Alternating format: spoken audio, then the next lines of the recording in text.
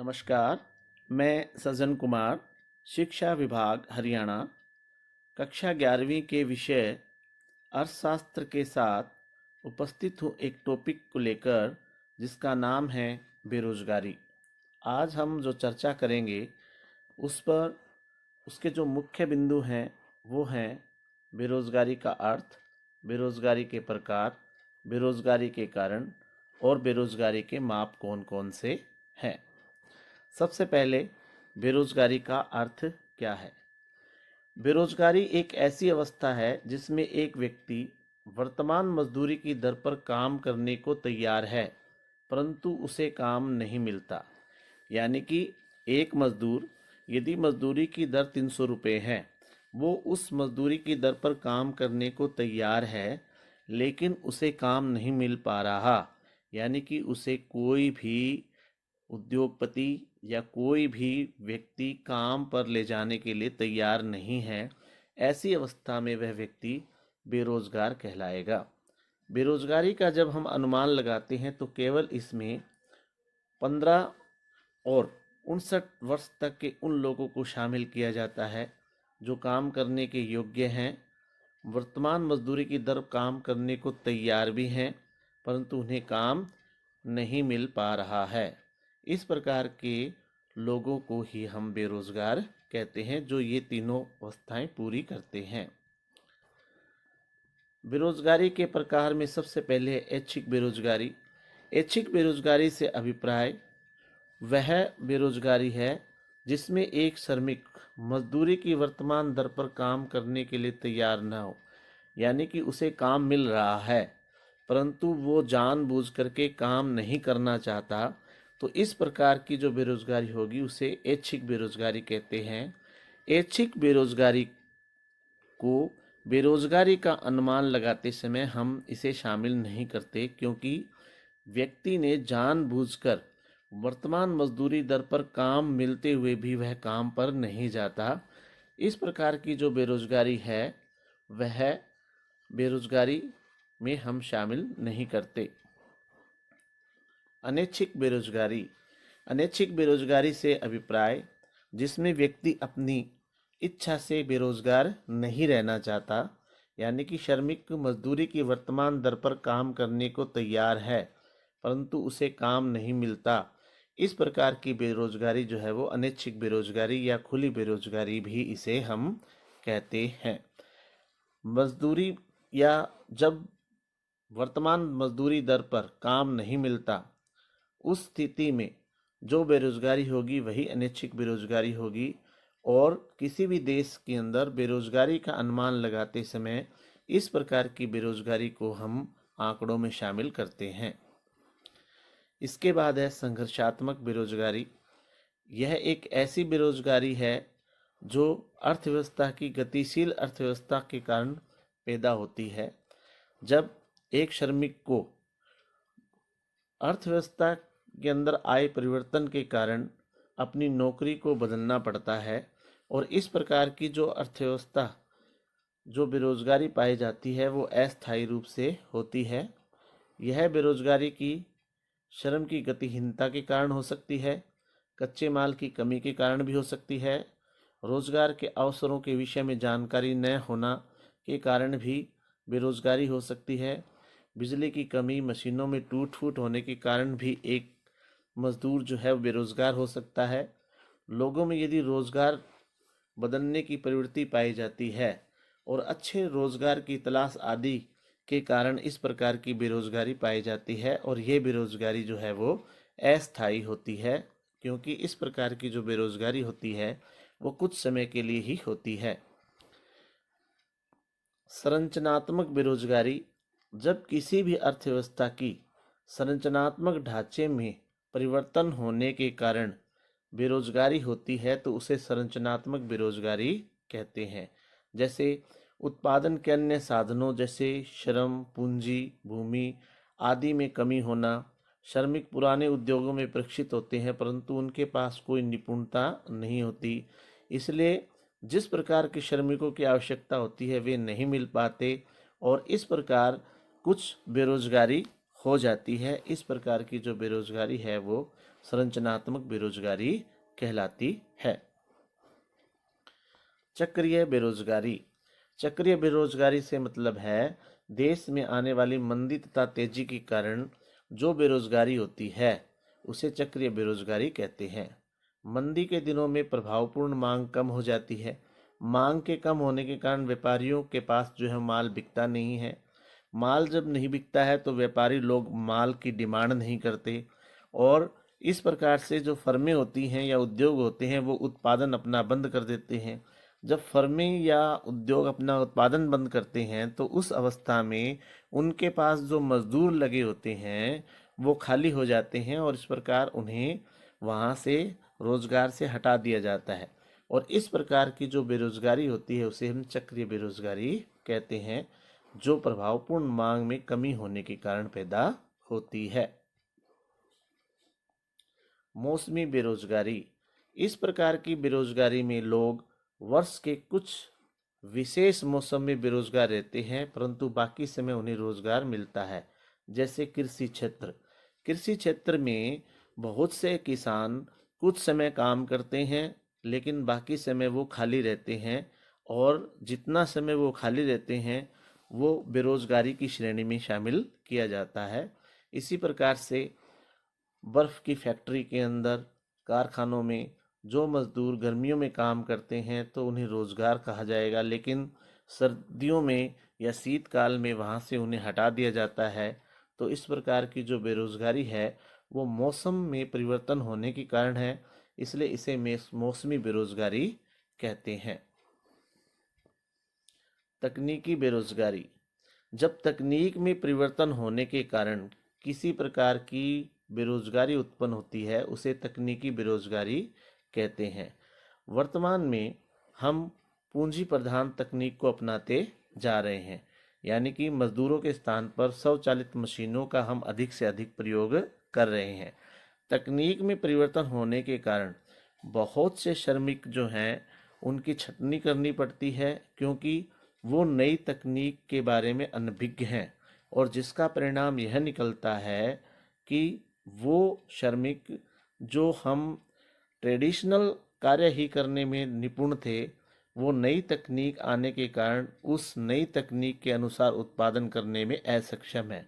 इसलिए इस प्रकार के जो लोग हैं वो बेरोजगार हो जाते हैं और इनके बेरोजगार होने का कारण था तकनीक में होने वाला परिवर्तन। तकनीकी परिवर्तन के कारण जो बेरोजगारी होती है उसे तकनीकी बेरोजगारी कहते हैं। खुली बेरोजगारी। इस प्रकार की बेरोजगारी में श्रमिक के पास कोई काम नहीं होता, उसे थोड़ा बहुत काम भी नहीं मिलता। काम के अभाव में श्रमिक पूरी तरह बेकार रहते हैं। इस प्रकार की बेरोजगारी अधिकतर शहरी क्षेत्रों में औद्योगिक बेरोजगारी तथा शिक्षित बेरोजगारी के रूप में भी पाई जाती है।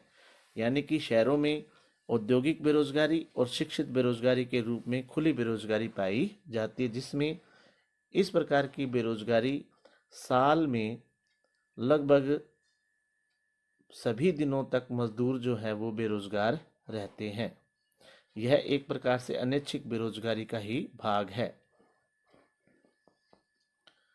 छिपी बेरोजगारी या प्रच्छन्न बेरोजगारी। छिपी बेरोजगारी का मतलब है ऐसी स्थिति जिसमें जितने श्रमिक काम पर लगे हैं उनसे कम की आवश्यकता होती है और विशेष करके यह कृषि क्षेत्र में पाई जाती है। यानी कि जितने मजदूरों की आवश्यकता हो उससे अधिक मजदूर काम में लगे हों। यानी कि दिखने में तो वो काम में लगे हुए हैं परंतु वास्तव में जितने श्रमिकों की आवश्यकता थी उससे ज़्यादा उसमें लगे हुए हैं। जितने उसमें ज़्यादा लगे हुए हैं वो बेरोजगारी प्रच्छन्न या छिपी बेरोजगारी होती है। खास करके यह कृषि क्षेत्र में पाई जाती है। बेरोजगारी के प्रकार में अगला पॉइंट हमारा है शिक्षित बेरोजगारी। शिक्षित बेरोजगारी अधिकतर शहरी क्षेत्रों में पाई जाती है और इसमें सबसे जो मुख्य कारण है कि कुछ व्यक्ति इतने पूर्ण रूप से बेरोजगार होते हैं जिन्हें अपनी शिक्षा के अनुरूप काम नहीं मिल पाता। इसके विपरीत यदि कुछ व्यक्तियों को काम मिलता है तो वह काम या तो उनकी शिक्षा के अनुसार नहीं होता या उनकी क्षमता से कम होता है। इन प्रकार के व्यक्तियों को हम अल्प बेरोजगार भी कहते हैं, क्योंकि कुछ समय के बाद उन्हें काम मिल भी सकता है। बेरोजगारी के कारण, सबसे पहला कारण है विकास की धीमी गति। बेरोजगारी का मुख्य कारण है वृद्धि की धीमी गति, क्योंकि जैसे जैसे उत्पादन को बढ़ाया जाएगा, विकास कार्य वैसे ही तेज गति से कार्य करेगा। जब उद्योगों को बढ़ाया जाएगा तभी विकास बढ़ेगा। उद्योगों को बढ़ाने का तात्पर्य है अधिक से अधिक लोगों को रोजगार देना, उनको काम देना, और जिसके फलस्वरूप यह होगा कि बेरोजगारी को दूर किया जा सकेगा। परंतु विकास की धीमी गति होने के कारण और विशेष करके आयोजन काल के दौरान हमारे देश में सभी क्षेत्रों में उन्नति हुई, परंतु वृद्धि की दर जो हमारी लक्षित दर की तुलना में बहुत ही नीची रही। यही कारण है कि हमारे देश में बेरोजगारी जो है वो बढ़ती जा रही है। पिछड़ी कृषि। भारत में कृषि का स्वरूप आज भी पिछड़ा हुआ है। यद्यपि हमने स्वतंत्रता के पश्चात बहुत अधिक विकास कर लिया है, परंतु उसके बावजूद भी हम कृषि की विधियां अथवा तकनीकें और संगठन जो है वो हमारे पुराने हो चुके हैं। कृषि की उत्पादकता श्रम की प्रति इकाई के बहुत ही पीछे हैं। कृषि में पिछड़े हुए पन के कारण बेरोजगारी जो है वो बढ़ती जा रही है। विस्फोटक जनसंख्या वृद्धि। 1951 से लेकर के अब तक भारत में जनसंख्या की वृद्धि दर बहुत अधिक रही है और जनसंख्या में 2.5% वार्षिक वृद्धि हुई, जिसका कि रोजगार पर सीधा प्रभाव पड़ा, क्योंकि जितने प्रतिशत रोजगार को बढ़ाया जाता, बेरोजगारी की संख्या और बढ़ जाती, क्योंकि जनसंख्या वृद्धि दर थी वो रोजगार देने की दर से काफ़ी अधिक थी। इस कारण से जैसे जैसे रोजगार को बढ़ाया गया, जनसंख्या वृद्धि जो है वो रोजगार की तुलना में ज़्यादा हुई और बेरोजगारी हमारे देश में सदा के लिए रही। अपर्याप्त और त्रुटिपूर्ण रोजगार आयोजन। देश में रोजगार के अवसरों की उच्च वृद्धि न होने का एक कारण है अपर्याप्त व त्रुटिपूर्ण आयोजन। यद्यपि 1951 से देश में हमारे नियोजन या आयोजन की प्रक्रिया चालू है, परंतु हमने सही तरीके से लोगों को रोजगार देने के लिए रास्ता नहीं चुना। इस प्रकार त्रुटिपूर्ण रोजगार आयोजन के कारण भी हमारे देश में बेरोजगारी जो है वो काफ़ी बढ़ी है। बेरोजगार के कारण में निर्धनता भी एक कारण है। हम ये जानते हैं कि एक व्यक्ति बेरोजगार होने के कारण निर्धन होता है। अल्पविकसित देश निर्धनता के कुचक्र में जकड़े होते हैं, जो बदले में देश में रोजगार के नमूनों को बहुत ही प्रभावित करते हैं। निर्धन होने के कारण कोई भी व्यक्ति विद्यमान साधनों का लाभ प्रयोग नहीं कर सकता, इसलिए व्यक्तियों को काम न मिलने के कारण निर्धनता बढ़ती है और निर्धनता और अधिक बेरोजगारी को बढ़ाती है। पूंजी गहन तकनीकों का प्रयोग ज़्यादा। भारत में पूंजी दुर्लभ है और श्रम जो है हमारे पास अतिरिक्त है, यानी कि श्रमिक ज़्यादा हैं और पूंजी हमारे लिए दुर्लभ है। परंतु वर्तमान परिस्थितियों में देश में उत्पादन जो किया जाता है वो श्रम गहन तकनीकों का प्रयोग किया जाता है और हमने प्राय देखा है कि न केवल औद्योगिक क्षेत्र में बल्कि कृषि क्षेत्र में भी श्रम के स्थान पर पूंजी का अधिक प्रयोग किया जा रहा है। यानी कि हम नई नई तकनीक, नई नई टेक्नोलॉजी और पूंजी का प्रयोग करते जा रहे हैं। इस कारण से जो हमारे पास उपलब्ध श्रम शक्ति है वो रोजगार प्राप्त नहीं कर पा रही और इस कारण से बेरोजगारी जो है वो बढ़ती जा रही है। त्रुटिपूर्ण शिक्षा प्रणाली। हमारे देश में शिक्षा प्रणाली भी वर्तमान अंतर पीढ़ी अंतराल के लिए कार्य करने में असफल रही है। हमारी शिक्षा प्रणाली जो कि मैकाले द्वारा निर्धारित की गई शिक्षा पर आधारित है, जो कि उपनिवेशी काल में आरंभ की थी, वही शिक्षा प्रणाली आज भी हमारे व्यवहार में लागू है और यह केवल साधारण और साहित्यिक शिक्षा ही प्रदान करती है, किसी प्रकार की प्रायोगिक विषय वस्तु रहित होने के कारण रोजगार को बढ़ाने में असक्षम है। इस कारण से भी हमारे देश में बेरोजगारी जो है वो बढ़ती जा रही है।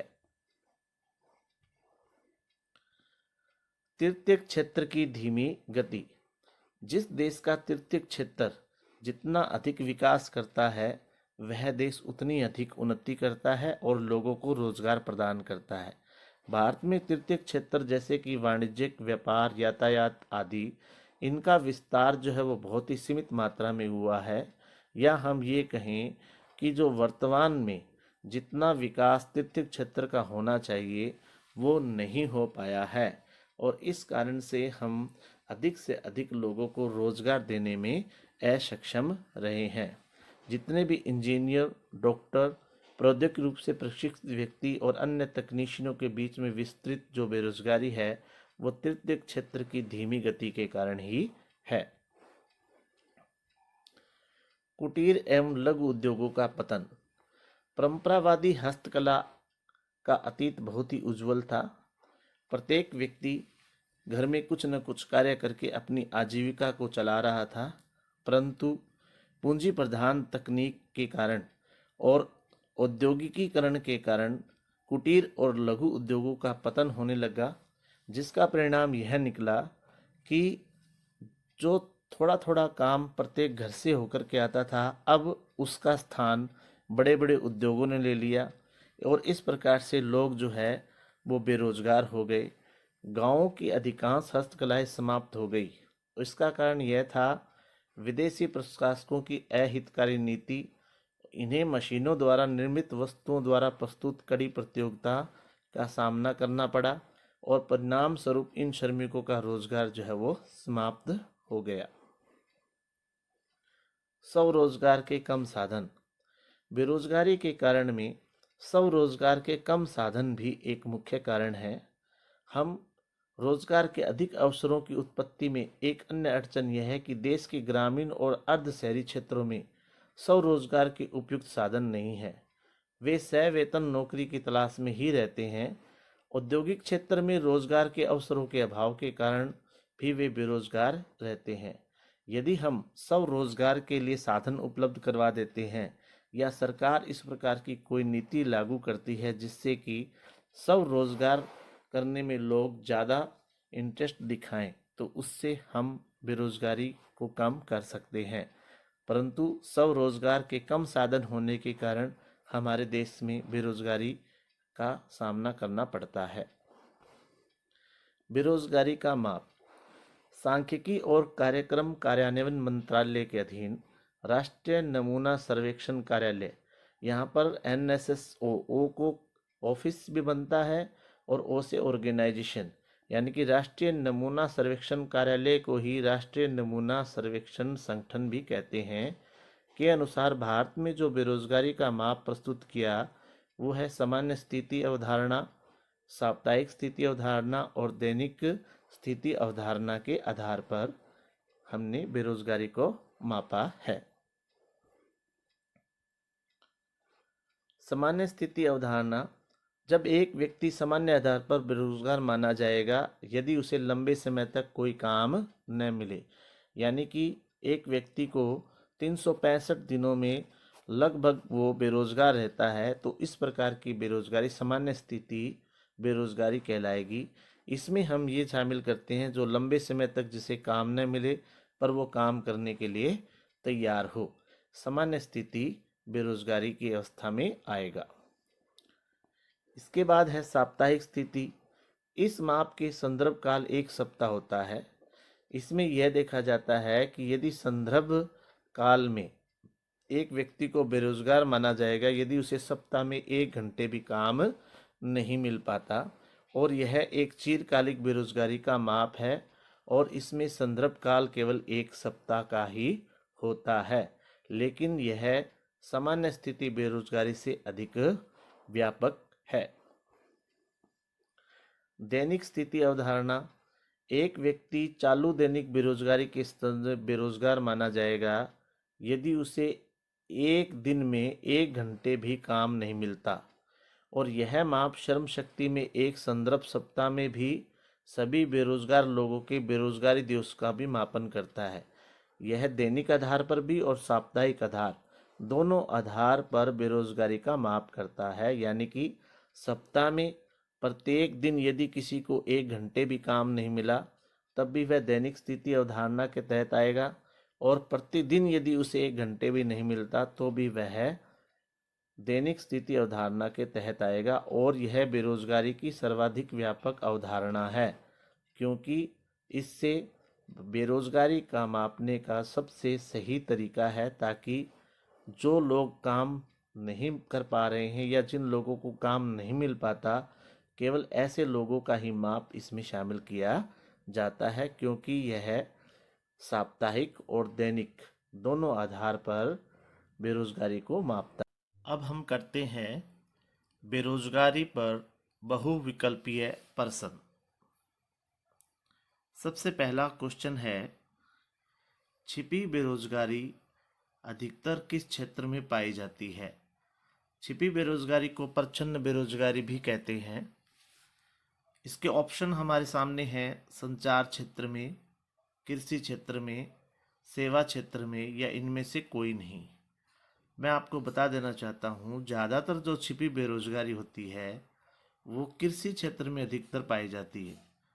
देखने में तो सभी किसान के परिवार के सदस्य खेती बाड़ी में लगे होते हैं, परंतु वास्तव में परिवार के जितने सदस्यों की आवश्यकता होती है, किसान के परिवार के अधिक लोग खेती बाड़ी में लगे होते हैं।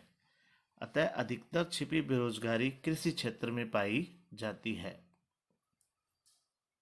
दूसरा प्रश्न है, भारत में बेरोजगारी का जो माप किया जाता है वो किस संस्था के द्वारा किया जाता है?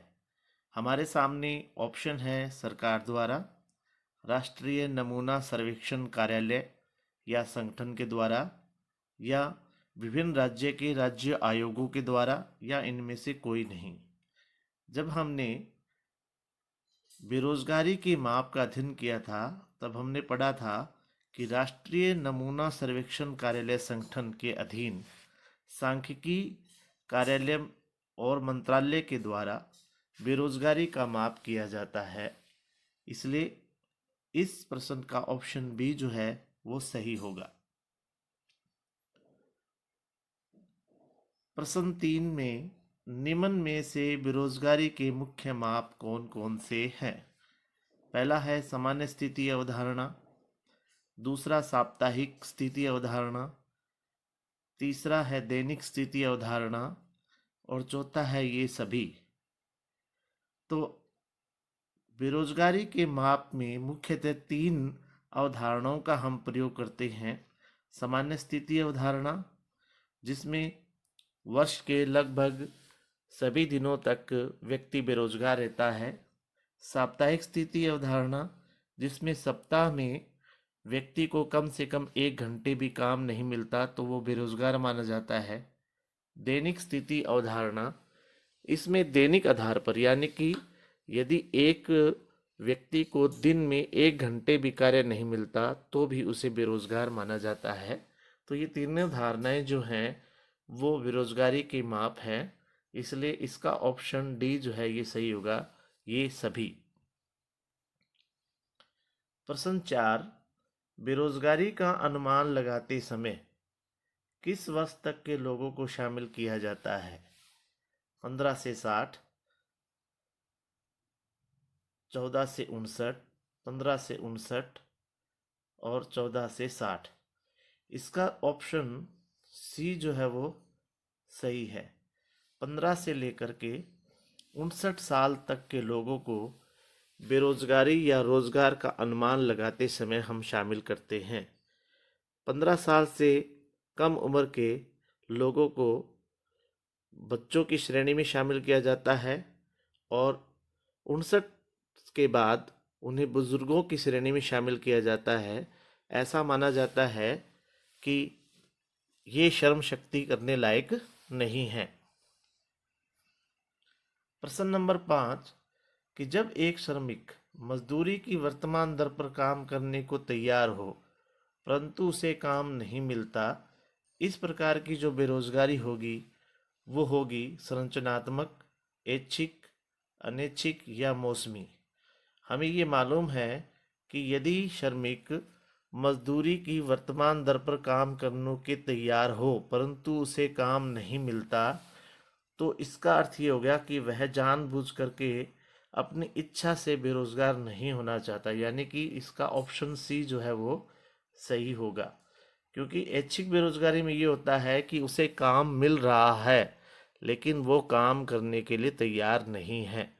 परंतु यदि एक मजदूर काम करने के लिए तैयार है परंतु उसे काम नहीं मिल रहा, ऐसी स्थिति में उसे अनैच्छिक बेरोजगारी का नाम देते हैं।